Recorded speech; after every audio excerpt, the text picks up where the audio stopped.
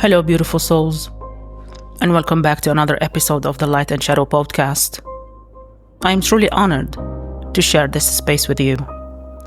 Whether this is your first time tuning in, or you've been walking this path with me since the beginning, I want to thank you deeply for showing up for your growth, showing up for your truth, and showing up for the healing you deserve.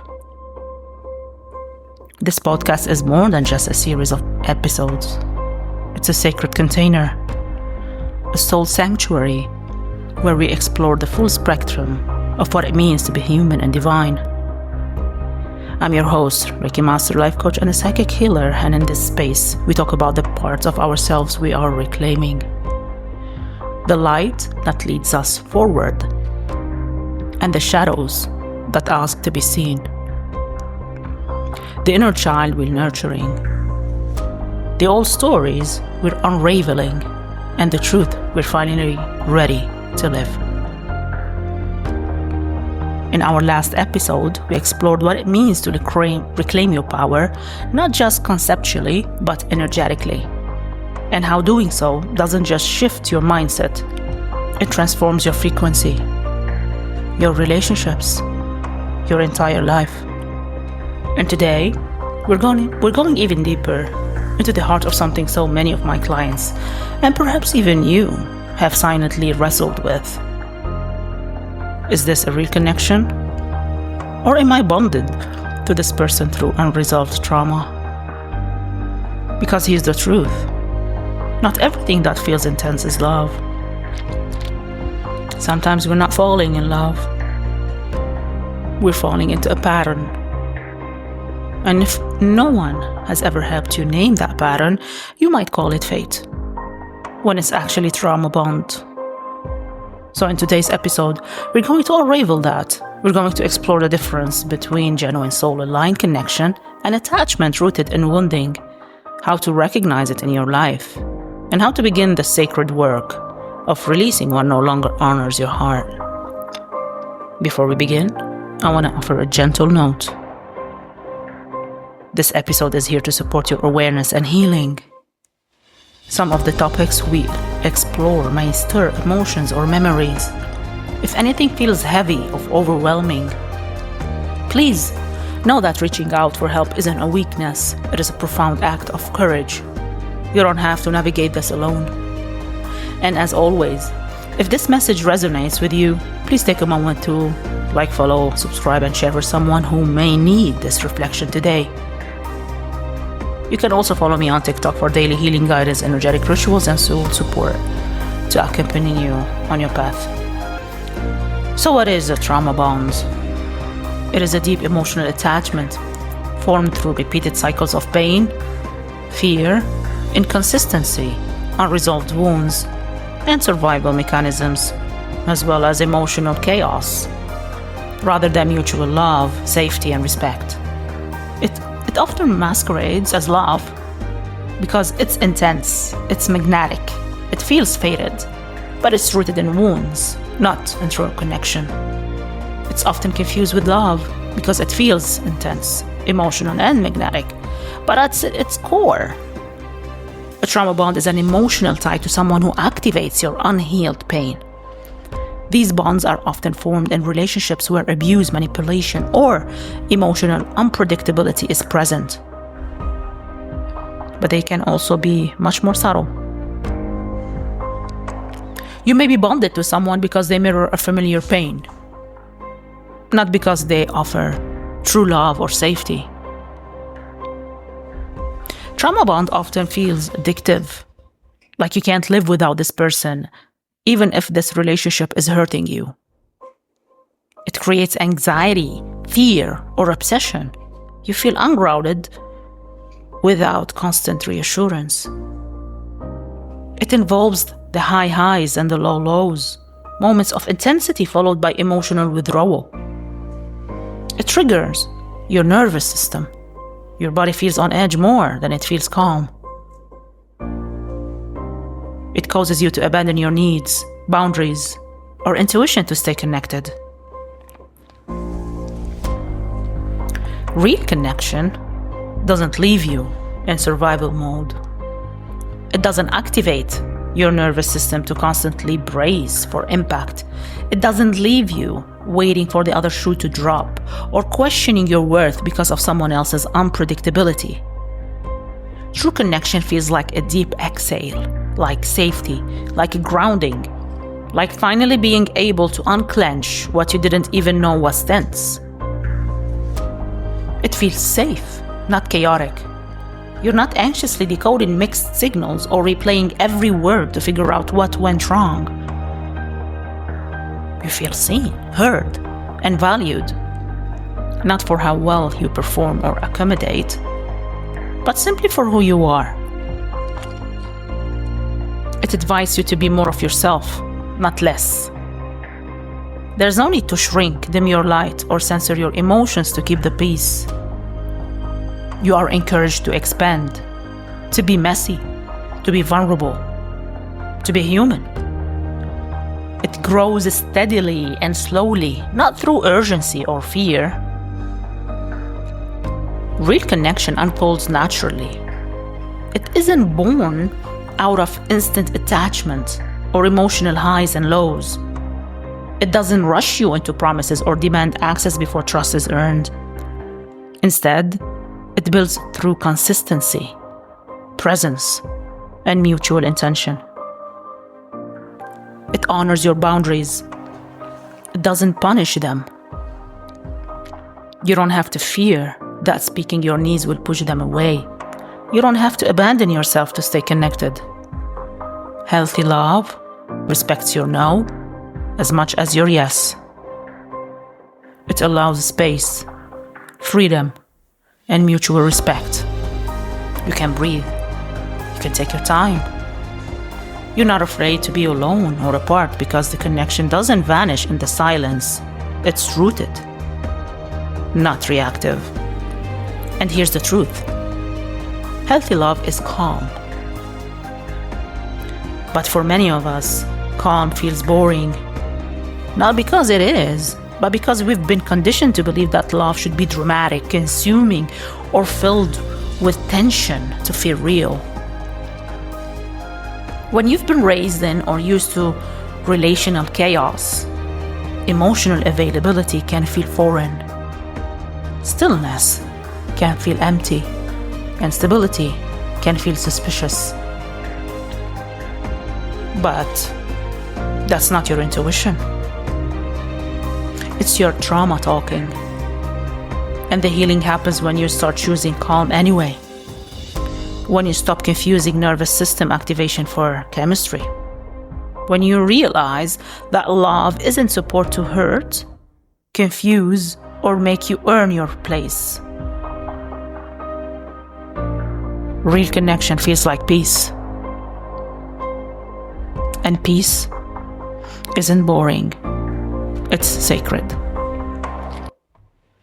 So usually, trauma bonding begins in childhood. Not always through something loud or obviously traumatic, but often in the quiet, consistent moments when your emotional needs weren't fully met. If love came with conditions, like only being praised when you achieved something, or only receiving affection when you behaved well, then you may have learned to equate love with performance. If love was inconsistent, sometimes warm, sometimes withdrawn, you may have developed an anxious attachment to the idea of affection itself. If you experienced emotional abandonment, where your caregivers were physically present but emotionally unavailable, you may have internalized that belief that your feelings were too much, your needs a burden. So what happens? You learn to prove your worth to feel seen. You begin chasing connection, fearing the silence in between. You try to fix others, hoping that if you can heal them, they'll finally stay. You become loyal to pain because it feels familiar. And familiarity feels safe to a nervous system wired for survival. You might have walked on eggshells to avoid upsetting someone. You might have stayed quiet when your heart was breaking. You might have learned to carry emotions, responsibilities, or even secrets that were never yours to carry, because that's what made you feel loved, needed, or secure. And this gets imprinted, not just in your thoughts, but in your nervous system. It becomes a blueprint for what love feels like. And when you grow up and meet someone who matches that blueprint, who is inconsistent, emotionally distant, or in need of fixing, it doesn't always register as a red flag. It registers at home. But familiar doesn't always mean safe. Familiar doesn't always mean true. And familiar is not always love. This is why trauma bonds are so hard to recognize, because they're not always loud or violent. Sometimes they're just comfortably uncomfortable. A reenactment of an old story your inner child was forced to write. But healing means you get to rewrite it. You get to pause. You get to notice. You get to say, just because it's familiar doesn't mean I have to stay. Take a breath right here. Close your eyes. Place a hand on your heart and gently ask yourself, what am I feeling in my body right now? Is there tightness, softness, emotion rising? Let your body speak. This work isn't just about insight. It's about embodiment. Let your nervous system be part of the conversation. Let's take a moment to really feel into the difference between a trauma bond and a true healthy connection. Because on the surface, both can feel intense. Both can be magnetic. But what they activate within you is entirely different. Trauma bond often feels addictive, all-consuming, like you can't function without the other person. The connection is laced with anxiety, urgency, and a fear of abandonment. You're constantly trying to earn their love, afraid that if you don't behave perfectly, they'll disappear. There's a push and pull dynamic. Moments of deep closeness followed by emotional distance, leaving you in a cycle of longing and chasing. You start to ignore the red flags, dismiss your intuition, and rationalize away mistreatment because you fear losing the bond. And maybe without even realizing it, you begin to abandon yourself to keep the relationship alive. While true connection feels grounding, nourishing, you feel safe, not because the other person is perfect, but because the connection is built on mutual respect, presence, and honesty. You don't feel like you're walking on eggshells or constantly wondering where you stand. Instead of emotional games, there's consistency, steadiness, a quiet safety that allows you to exhale. You feel encouraged to speak your truth, to be all of who you are. And the best part? You don't have to shrink, perform, or prove yourself. You get to stay true to you. Let's go even deeper with some honest reflection.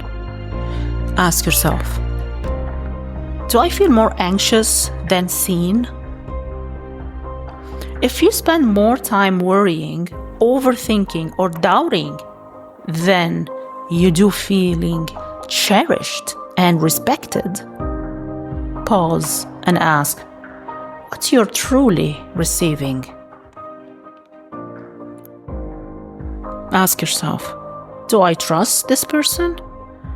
or just crave their approval. There's a difference between emotional safety and emotional survival. One makes you feel open. The other makes you feel like you're constantly earning your place. Ask yourself, can I be my full self? Or am I performing? Healthy love celebrates your truth. If you're constantly editing your emotions, your needs, or your voice just to keep the peace, your nervous system might be in a relationship, but your soul is starving. It takes courage to be this honest with yourself. It takes even more courage to choose peace over patterns. But the moment you recognize the difference between connection and codependency is the moment your healing truly begins.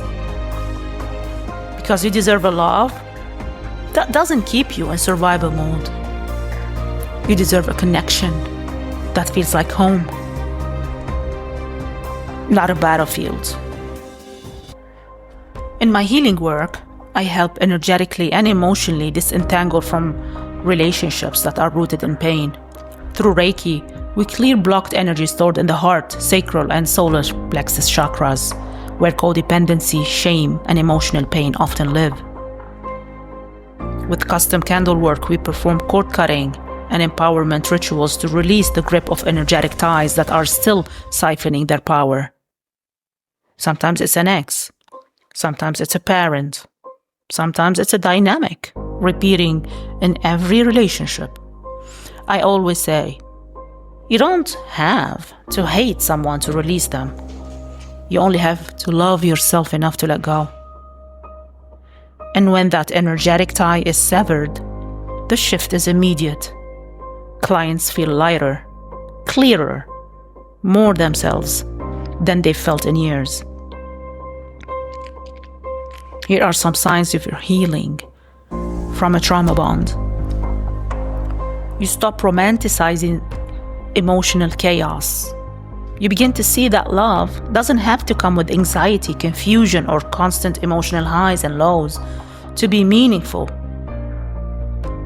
You no longer confuse unpredictability for passion or drama for depth. You begin to recognize that the kind of love that truly nourishes you is the kind that brings peace to your nervous system, not one that constantly activates it. You begin enjoying your own company. The silence that once felt unbearable now becomes sacred. You're no longer afraid to be alone because solitude no longer feels like abandonment. It feels like home. You start to reconnect with the parts of yourself that were once lost in the noise of someone else's demands or emotional volatility. You no longer feel the need to chase, prove, or fix. You realize you don't need to earn someone's love by abandoning yourself. You no longer try to fix broken people in hopes that they'll stay. You understand that healing others is not your ticket to being loved. You are already lovable without performing or rescuing. You create boundaries and stick to them. Even when it's uncomfortable, even when it triggers old fears of being rejected. You hold your ground, not out of resistance, but out of reverence for your peace, your energy, your worth. You understand that boundaries don't push love away, they protect it. They protect you. You feel safe in your own body again. Your breath becomes deeper. Your shoulders soften. You start to sleep better, smile more. You stop scanning the room for danger or waiting for emotional whiplash. You live in your body, not just survive in it. You reclaim the sanctuary within you. You begin attracting healthier dynamics and connections. Because your energy no longer screams, I'll sacrifice myself to be loved. It whispers, I already love myself enough to wait for what honors me. And that shift calls in people who respect your truth, your space, and your light. Healing a trauma bond doesn't mean you never loved that person. It means you're learning to love yourself more. It means you're evolving, choosing differently. It means you are finally rewriting your definition of love. From something you had to survive to something that truly nurtures your soul. Try this ritual to release the bond. Light a candle, black for release or white for clarity, and write down what this relationship taught you and what parts of yourself you lost in it. And what are you ready to reclaim? When you're ready, read your words aloud. Let your voice carry the weight of what you're letting go. You may feel emotion rise, tears, warmth, goosebumps, even peace. Let it come. That is energy moving. That is your spirit reclaiming itself. And then say, I release what no longer honors me. I call my energy back with love. I am free. I am whole. I am home. You can repeat this ritual anytime the emotional cord feels heavy again. Healing isn't linear. Sometimes the grief resurfaces, and that's okay. Every time you return to this practice, you're anchoring more deeply into your power. And make sure to burn that paper and flush it down, knowing that the energy is shifting. Beautiful soul, you deserve a love that is calm, nourishing, and mutual. Not a love that makes you question your worth, walk on eggshells, or carry the emotional weight of the relationship on your own. You deserve a connection that meets you in your wholeness. Not one that demands you shrink, soften your truth, or sacrifice your peace just to be held. You deserve a love where you don't have to abandon yourself to be chosen. Because real love doesn't ask you to betray yourself. It doesn't require you to become less of who you are. It invites you to expand, to breathe deeper, to feel safe in your own body when you're with them and when you're with yourself. And please remember, intensity is not intimacy. Just because something feels electric or chaotic doesn't mean it's rooted in love. Sometimes it's just your trauma being triggered. And chemistry is not compatibility. That magnetic pull, it can come from familiarity, not alignment. And attachment is not love. Wanting someone desperately is not the same as being truly loved, honored, and safe. Your healing is not about perfection. It's not about getting every decision right, never missing a red flag, or always being healed enough. Healing is about liberation, freedom from the patterns that kept you in survival mode, freedom to choose love that feels like truth, not just intensity, freedom to be your whole self and call in relationships that support that version of you. And that journey begins with awareness, seeing clearly, with truth, even when it's hard to admit, and with the willingness to let go of what no longer aligns, even when it aches. You are not too much.